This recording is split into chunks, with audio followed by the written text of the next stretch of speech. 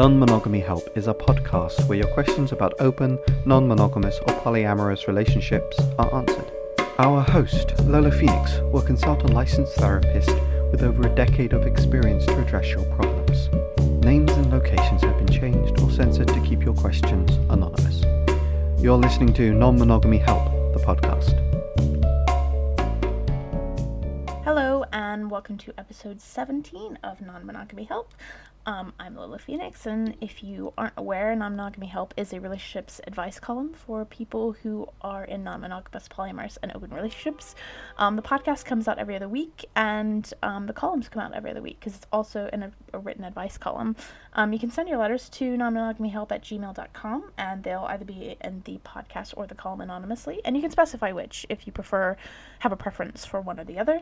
You can read the columns, and I also post the podcast on medium.com/non-monogamy-help. You can also subscribe to newsletter updates, which is really exciting, at tinyletter.com/non-monogamy-help. And those folks get the columns in the podcast a few days before they go public. And if you want to be amazing, you can become a patron of the podcast and the columns. Even just $1 a month is awesome. And if you give $5 a month or more, then I read your name at the end of the podcast. If you consent to that and you let me know if you have a preferred name that you want me to read at the end of the podcast. And you can do that by going to patreon.com/Lola Phoenix, and you can follow us at twitter.com/non-monogamy-help. Before I read the letter, I just want to apologize. There's a lot of sirens and beeping and noise going on at the moment, but I wanted to make sure that I get these recorded and get these out. So yeah, apologies for the background noise if you hear it. Anyway, let's get to this week's letter.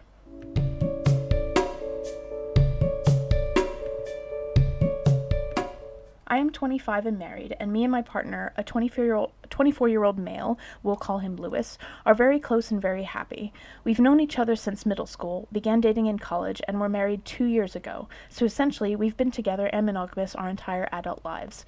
I had a small handful of sexual partners before we got together, but Lewis had just one before we met, and it wasn't very healthy. Lewis and I got married because we love being together. We've lived together for 5 years, and it has never been hard. We fight well, we communicate well, and have bonded hard over the years. We could see very clearly that we wanted to go through life together, and could holistically trust one another. What I could not see is that I would still develop feelings for other people despite being so happy with Lewis.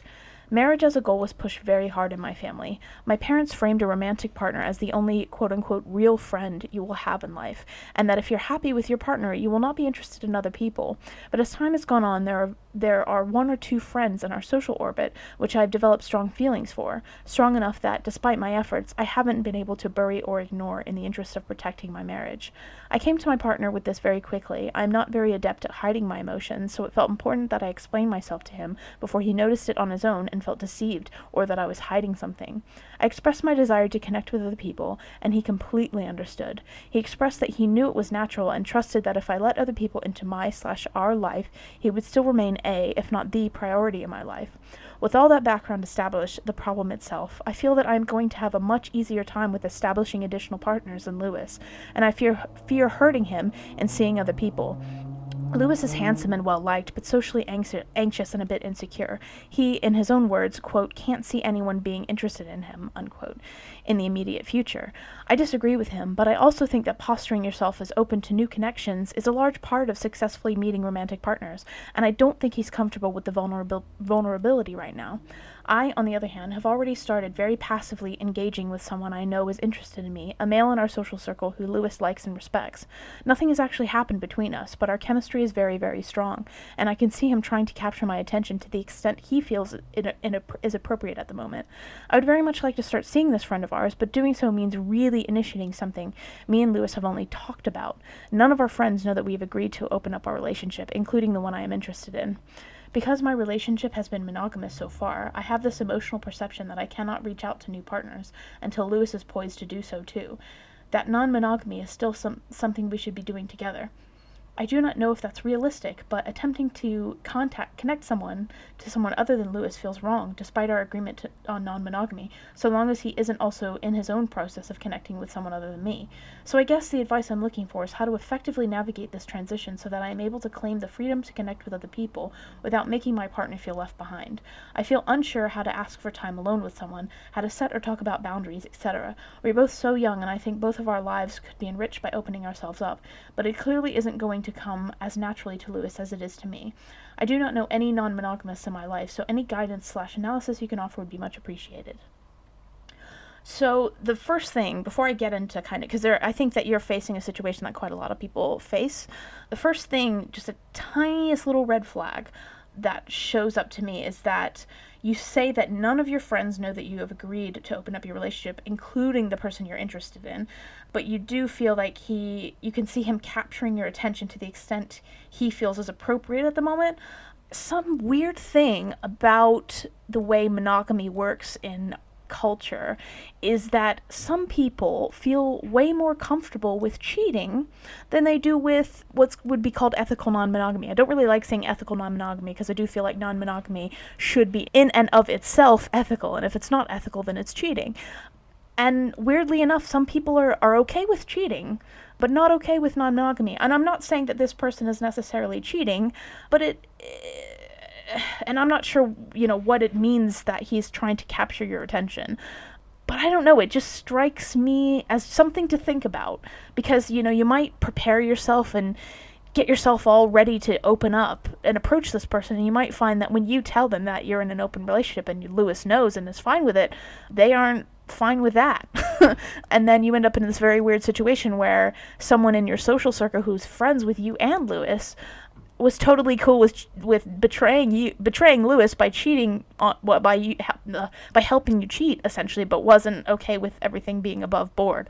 So it's just something to think about. I'm not saying that's definitely what's going on. Some people do playful flirting, and some people flirt even if they're in a monogamous relationship, and it doesn't necessarily indicate that they're interested in a relationship. They just enjoy flirting. So that, it could be nothing, but I just think that's worth you preparing yourself for, because especially if you're going to date within your social circle, especially if you're not going to seek out people who have, within non-monogamy communities who are already in that vein and interested in that. I don't know if dating friends and dating people you both know is a good first shot.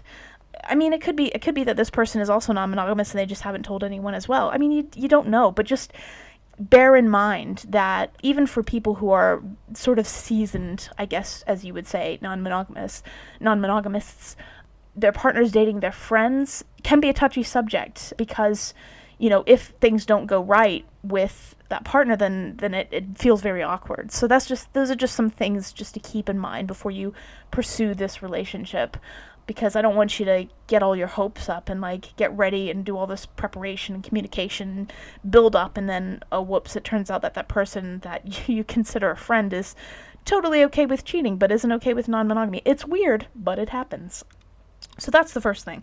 Second thing I want to say is that I think that there are quite a lot of people in situations with a domestic partner or an anchor partner where one person inevitably has more partners than the other. That's not always true, but I do think that it's a quite common thing, and it's certainly common for me. So I'm kind of in almost Lewis's position.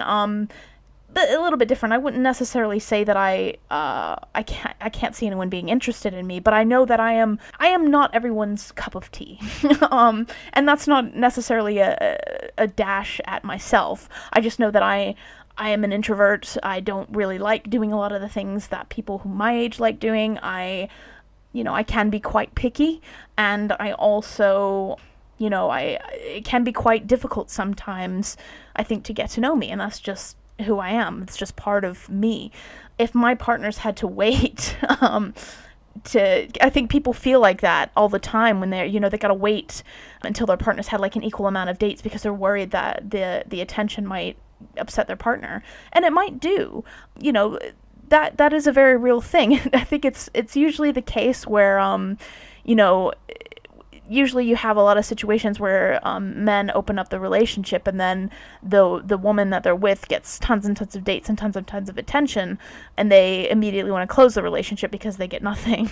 It happens, but I do think that, like, sometimes that's just an inherent part of things. Like, you are a person who, maybe you're just a person who's a little bit easier to get to know. Maybe you feel more comfortable in social situations. Maybe, like you said, he's a little more socially anxious. And I just don't think that, it's not to say people can't get over social anxiety, but that just might be part of just how you relate to other people.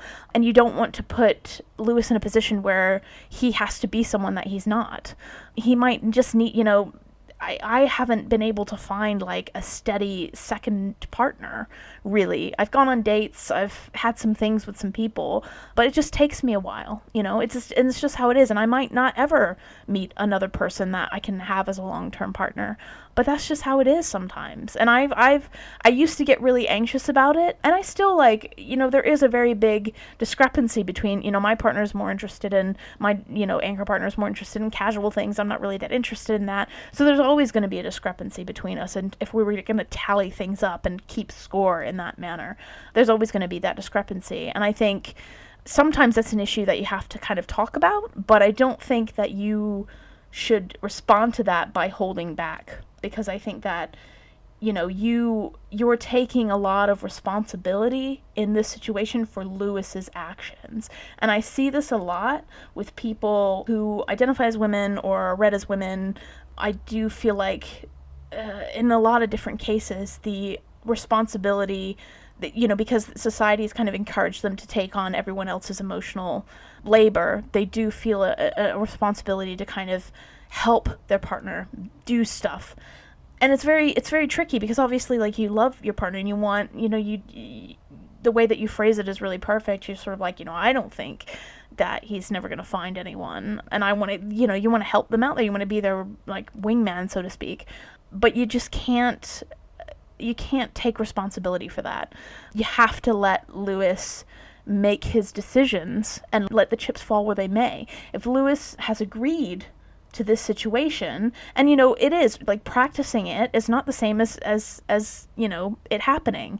Theoretical is not the same as actual, but you're never going to find that out if you don't do it. And you can't, which is kind of like my second point, you need to, like, abandon the notion that you can prevent some unhappy reaction from happening. This is kind of like one of the biggest things I struggle with my anchor partner, is that they are always trying to make an attempt to safeguard my emotions to the point where they're trying to, the next steps on that can sometimes lead to you behaving in ways that, you think, oh, I'm going to do this in a way that, will protect my partner. And it's one thing to, like, be considerate of people's emotions, and I do think that you should be considerate. I don't think that you should be like, well, screw him, I'm going to do what I want.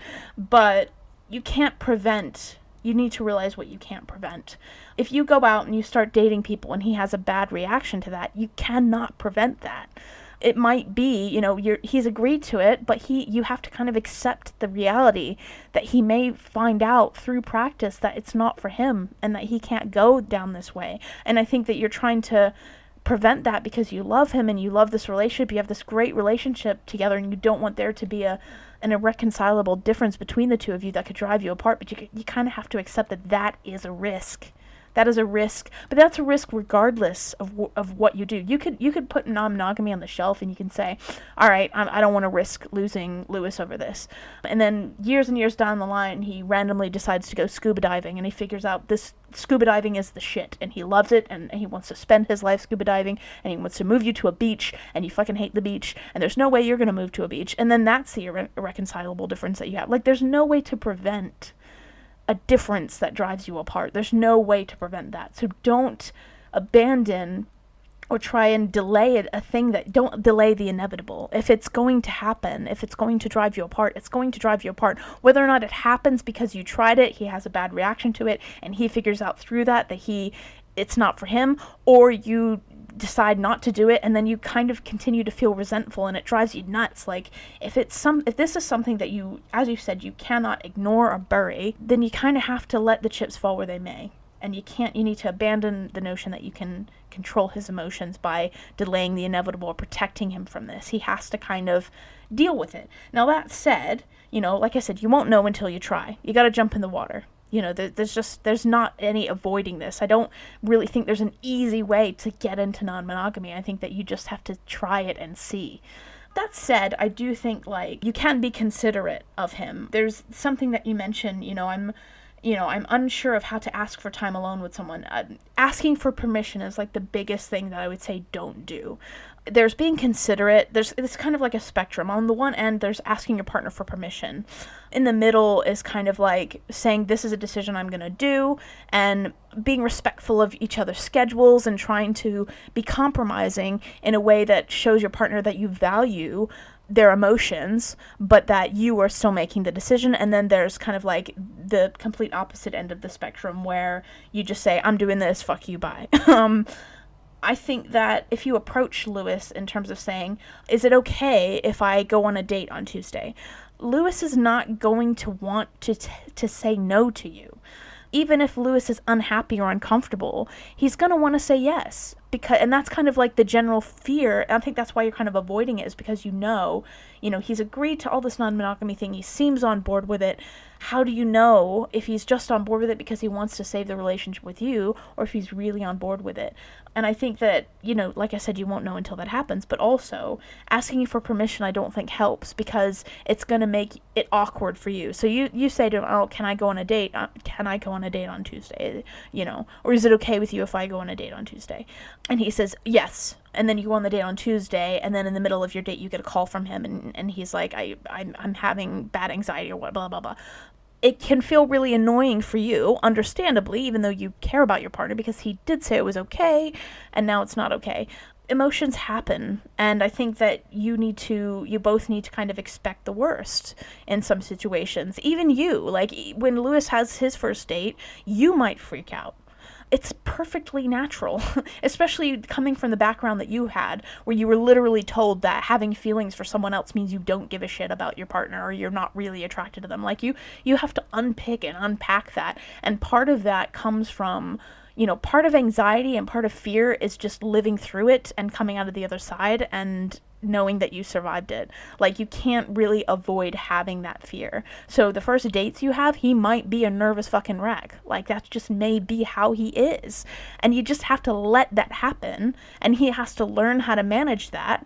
You can give him reassurance. Like, like I said, the opposite end of the spectrum is like, oh, I'm going on a date on Tuesday. I don't know what the fuck you're doing. Like, the middle bit is going, like, looking at his calendar, looking at the shared calendar you have together, and going, I would like to go on a date on Tuesday. Is there anything in your schedule that might conflict with this? No? Okay. Brilliant. Think about it, and you can be considerate about it. A lot of people find that, like, the first time their partner does go on a date with someone else, it is, I find, even it's someone who has been in previous non-monogamous relationships, when I established a relationship with my domestic partner, the first couple of times that they went out all night or went to a party or did something, I was a nervous wreck. I didn't get any sleep, because initially, like, the thing that I'm freaking out about is like, oh, they're gonna, I'm not fun enough. And this might be something that Lewis deals with. If you're the partner who doesn't, you're a little introvert dating an extrovert, you're not a party person and your partner is, I think it's understandable to have that feeling of like, what if they meet another party person and they're tired of my boring staying at homeness and they want to, just get rid of me because I'm dragging them down or whatever. Like, those are legitimate fears to have. And it's going to be very legitimate for you and Lewis to fear losing one another. And I think you need to accept and anticipate that anxiety. And you need to allow him to find the tools to deal with that. Just like you need to allow him to find the tools to deal with the vulnerability, to deal with the way he looks at himself. You cannot be his therapist. If he needs a therapist and you can't afford it and it's accessible to you, he needs to find one, and he needs to make that choice himself. You can't make that decision for him. And you also, like, it sounds really callous in a way, but like, if he can't be bothered to unpack that, and if he doesn't want to, if he feels too scared to put himself out there, then that's his deal. You can't, it's one thing to care, and you can make suggestions, you can be encouraging. The thing that I always kind of say to partners that they like, oh, I don't think that I'm, or, I say, well, I chose you and I'm picky as fuck. There's encouragement. Encouragement can happen. You don't have to be totally cold and be like, well, it's your deal, suck it up, but you can't put the responsibility on your shoulders. And I do feel like you're doing that a bit here. You're sort of like, if you limit your own activities because you're scared that he doesn't have his own thing, you can't let that be the deciding factor for you. If he's chose non-monogamy, he's aware of what you're going to do, he's agreed to it, and you can be considerate and you can be kind, but at the end of the day, you can't, all of that stuff will not prevent it if it's just not for him. And all of it stuff won't prevent him from being afraid the first couple of times you go on dates and stuff.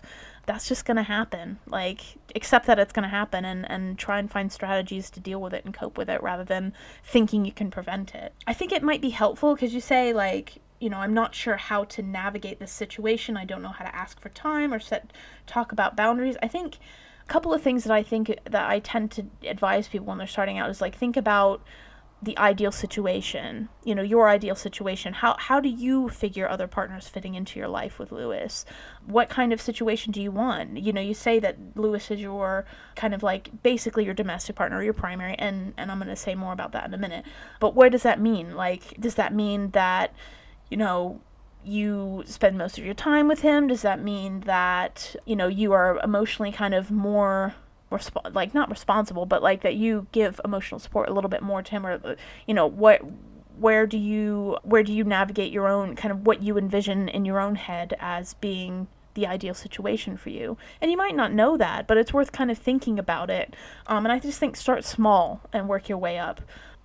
Set out some nights aside that can be date nights. Thinking about physical tangibilities, I find, makes the situation a little bit more easier because you can't really measure emotions and feelings. And I really always generally advise people to get away from promises like, I'll only really love you, or stuff like that, because you can't control that. As you well know, you clearly can't pick and choose the level of your emotional attraction or any kind of attraction to somebody, but you can decide, like, okay, this night is going to be date night, I'm going to set aside these hours, I'm going to, some basic things. And another big thing is, sometimes you don't know that you have a boundary until it's been crossed.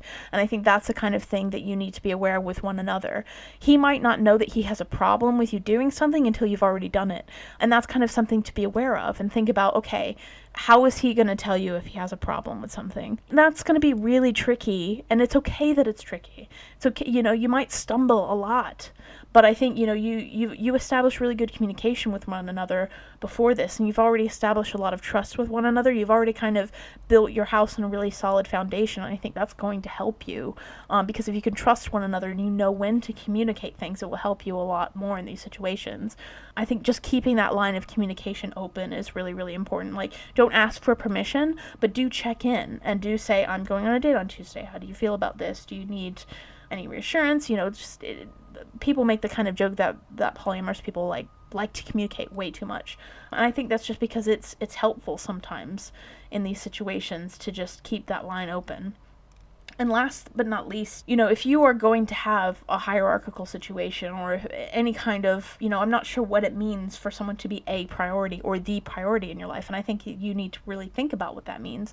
And I think that you need to effectively communicate that to other people that you date so that they don't end up getting the wrong impression and that they can decide if that's something for them. And you can let them know, like, look, we're just opening up. This is our first situation. My partner's a little anxious. This is how I'm doing the situation. Decide kind of boundaries. Like, if Lewis calls you on a date, are you going to answer? Are you going to answer right away? Are you going to wait until you have a moment, excuse yourself from whatever you're doing? Think about things like that and just, make that other person aware that this is where you're at. And some people, for that, they might be like, I don't want to deal with that. And that's, that's fine. And that, that's their choice. But I think it always helps. I think where, I don't think hierarchy is inevitably a problem or inevitably has to be bad, because I do think that sometimes, like, people don't have this resources always to, or their resources are focused in one area, or, it's sort of like if a bad situation happens, like if someone dies or something, automatically your kind of priorities shift. And I think sometimes for some people, and I know especially for my situation, like, I need really clear boundaries, and that hierarchy helps me navigate those boundaries and roles and expectations. But I try to be clear about what that means to other people, because I've been in that situation where I thought I meant more and I thought I had more say because that person didn't really communicate to me what I was to them.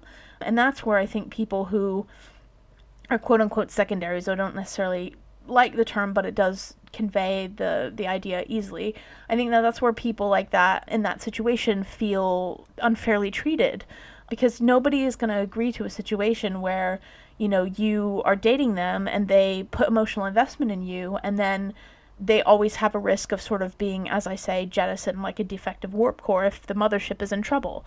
If you're not like a geek, that basically means tossed out the second there's trouble in your relationship. And there might be some temptation to do that. It might be in that exploring this, a lot of people open up and then they close. And I think that closing a relationship, if there are problems, the problems are going to be right there when you open it back up again. Closing it doesn't really fix anything, it just delays the inevitable. And if the problems are there when the relationship is open, then closing it might solve it, but only because it's closed. And then when you open it back up, the problem's right there again, like I said. That's why I said it's also good for you to think about what your ideal is, what you plan on, how other partners play in your life, and what that means for you. And you might not know all the answers, but I think it's important for you to explain that to someone coming in your life so that their expectations are managed and they don't feel hard done by because they thought that they had more sway when they don't, or they thought that they meant something to you that they didn't. Like I said, I'll kind of recap. First thing, it's a bit of a red flag if your friend's showing interest in you but doesn't know that you're not monogamous, and just, like I said, it might not be a thing, maybe they're not monogamous, who knows, but just kind of be aware of that and be aware of the tendency of people to be more okay with cheating than they are with non-monogamy. Really caution about dating friends, shared friends between you and Lewis. I mean, it can work. That's something maybe you and Lewis should talk about, like what happens. If you can get a polyamory-friendly couples therapist, and don't be dissuaded by location. Like, I know a lot of people need to see therapists in person, and I respect that, but there is also Skype therapy, so if you don't have a polyamory-friendly therapist in your area, you could find one who does Skype sessions, couple sessions, which I think can help you guys work things out. There might be an imbalance between the two of you simply because of the way you're hardwired, and I don't think that you should prevent yourself from doing things until there's kind of like equal partners on both sides, because like I said, in my situation, if my partner had to wait until I was interested in as many people as they're interested in too, they'd be waiting for a very, very long time. And there's just no point in that. You need to abandon the notion that you can control your partner's emotions by your actions. Unfortunately, if Lewis can't do non-monogamy, you're not going to know until you try. You're not really going to know for sure. So you just kind of have to take that leap, jump in the water, and see where it takes you. Avoid setting up situations where Lewis has to give you permission to do things, or you have to give him permission, because I don't think that generally works. Check in with feelings, make sure your communication is constant, because people can okay something and feel okay with something one day and feel very different the next. And that's just how people are. So check in rather than asking for permission. Start small and work your way up. Think about like maybe one date night a week, maybe things like that can really help you kind of figure out where you want to go and what your ideal is, or whatever situation that you think you want in the future, and how other partners play a part in your life. And that might also help you negotiate boundaries and what you want with Lewis, if you know what it is that you want. And you might not immediately know, but have some kind of faint picture. You can start small and work your way up if up is where you want to go. And then last but not least, as I said, always make sure that the people that you date are aware of the situation and are aware of what your expectation is, and they can make a decision about whether or not that's something that they want to do or not do. Some people are so quite against hierarchy that they probably wouldn't date someone who has any kind of hierarchy, and that's fine. That's their decision, but communicating that as early as possible, I think is really helpful for people, so they don't kind of end up projecting their own expectations of what they think that the relationship with you means that may not match up to what it actually does mean. So yeah, that's basically what I have to say with regards to this. I really hope that helps, and good luck.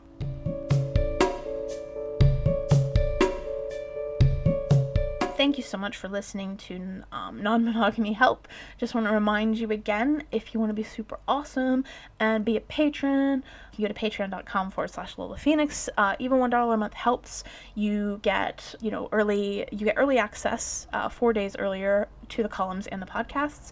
You get snippets of my fiction work and some zines and cool stuff like that if you're interested in that. And if you pledge $5 a month, your name gets read at the end of the podcast if you consent to it, as I said. And with that in mind, those patrons are Laura Boylan, Chris Albery Jones, Francie, and James Bartel. And that's how many awesome people there are in the world. That's it. Those are all the awesome people. Literally, that's it. Sorry. Thanks so much for listening. You'll hear the next episode in the following week, and the next column will be out next week. And until then, yeah, have a good time. I'm really bad at outros, so I'll just say bye. Goodbye. You've been listening to Non-Monogamy Help. Our podcast music has been provided by Chris Albery Jones at albery-jones.com, and the art was made by Dom Jung at domduong.com. Thank you for listening.